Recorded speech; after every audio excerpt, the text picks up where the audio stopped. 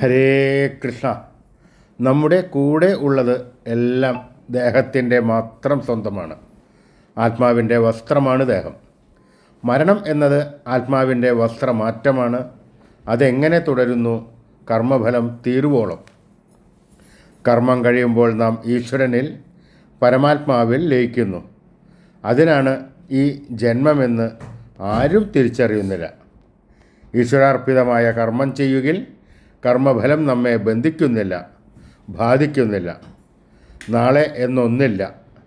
നമുക്ക് അനുവദിച്ച സമയം ഇന്നാണ്. ഇന്നേ തുടങ്ങുക. നാളെ എന്നത് നമ്മുടെ കയ്യിലല്ല.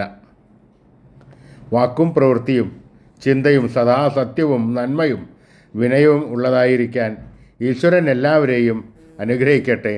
നമ്മൾ ഈശ്വരനോട് പറയുക, പ്രാർത്ഥിക്കുക. ഈശ്വരൻ നേർവഴി കാണിച്ചു തരുന്നതാണ്.